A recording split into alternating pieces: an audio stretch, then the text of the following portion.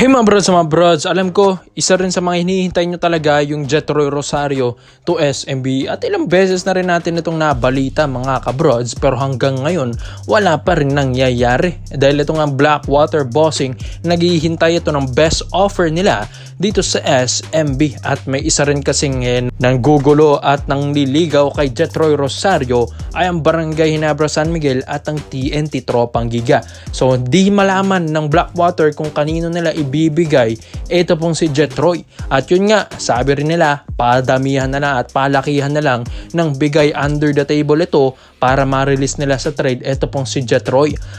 This video is brought to you by 1xBet. So matagal ko nang ginagamit ito mga brods at kumikita na rin ako dito kaya i-share ko ito sa inyo kung saan ito pong 1xBet ay isang betting platform.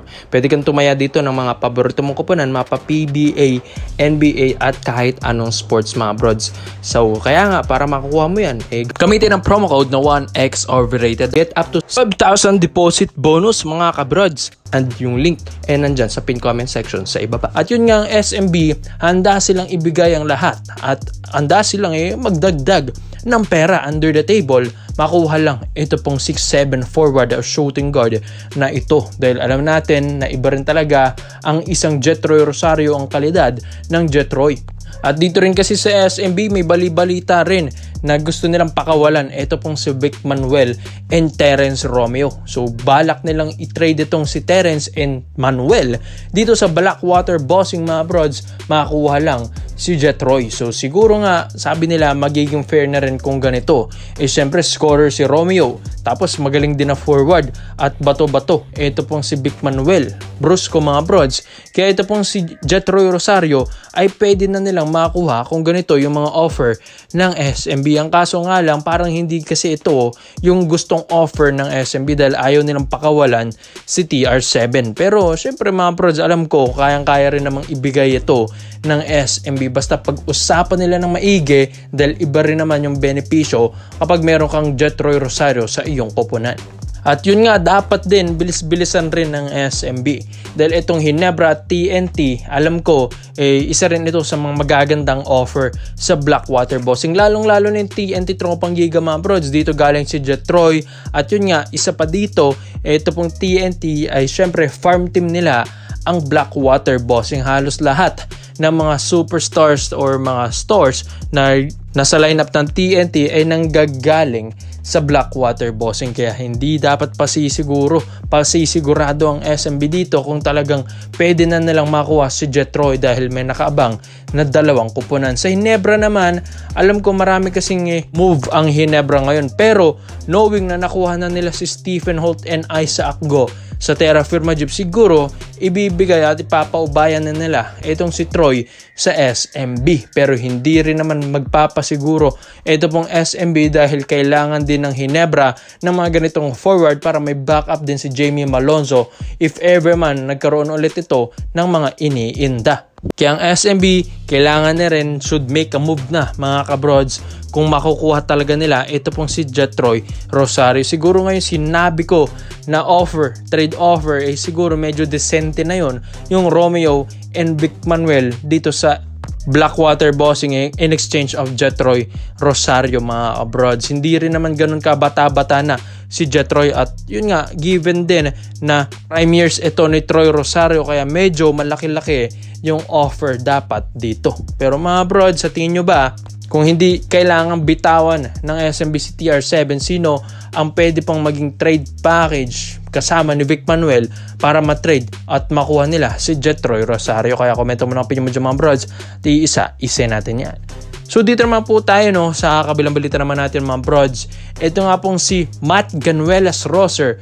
Mga ilang linggo na rin na nabalita ito na nasa unrestricted free agent na ito after nga itong hindi na deal ng TNT Tropang Giga. Sa edad niyang 34 years old, para sa akin medyo nasa prime years pa rin niya ito mga kabrods. Ito pong si Matt Ganuelas Roster. Hindi ko nga lang alam bakit 7 minutes per game nga lang ang nilalaro nito sa TNT Tropang Giga, knowing na isa ito sa mga nakilala sa TNT noong 2014 at isa rin ito pong si MGR sa mga athletic na talagang nakilala sa TNT Tropang Giga at nagiging scorer at masipag. At sabi nga nila, parang Chris Ellis talaga ito na talaga masipag, high flyer at may hustle mga kabrods sa laro.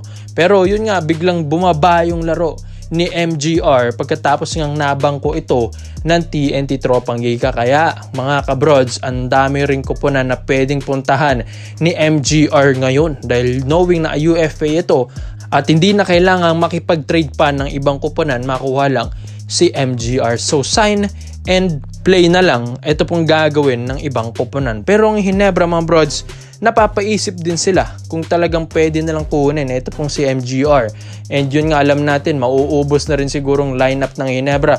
If ever maglagas pa sila ng mga ibang players dyan, makuha lang yung mga superstars ng ibang kuponan, at why not makuha na lang ng libre at walang binabawas na player sa lineup katulad nito na si MGR mga kabrods. Kayang-kaya nilang kunin yan mga brods, pero pinag-iisipan pa. So sa lineup kasi ng Ginebra ngayon, ang ganda na. May Stephen Holt na, meron ka ng RJ Abarrientos, may Isaac Goka na rin na pumalit kay Stan Hardinger.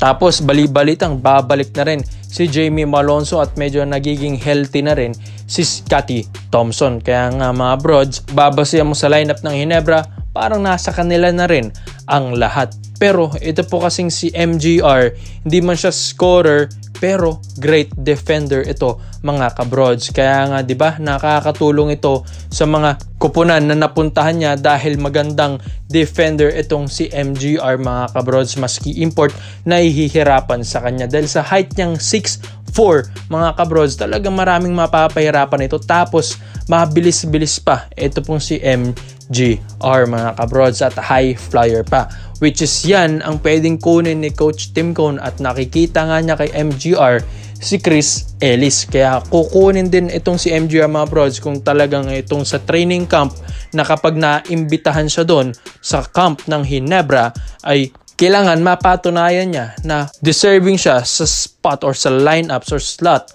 ng Ginebra this coming season ngayong Governors Cup sa August. Kaya mga brods, kapag if ever mang maimbitahan dyan si MGR, dyan natin malalaman kung nasa great shape ba siya, nasa fit ba siya sa sistema ni Coach Tim Cone, andun pa rin ba yung kanyang depensa, yung kanyang hustle mga kabrods sa laro. At kahit pa paano may shooting rin naman ito pong si MGR. Siguro nga kailangan lang ng confidence neto mga kabrods sa kanyang sarili. At kailangan din mabigyan ito ng break sa loob mga kabrods dahil syempre binabang ko sa TNT. Why not ito kapag binabad mo kahit pa paano mga brods, makakapag-produce ba ito ng magandang numbers. Kaya dito natin malalaman sa mga camp ng Ginebra this off-season mga kabrods. Kumbaga parang magiging tryouts ito para kay MGR. Pero if ever man na makuha si MGR mga brods, meron din kasi mga players na kailangan alisin ang Ginebra para hindi sila mag-exceed sa total lineup ng players na maglalaro this upcoming season. Kaya komento mo lang po nyo dito mga brods Matt Ganuelas Roster, dapat bang kunin ito? Salamat po sa panonood mga brods. This is Overrated Highlights yun lang. I'm out.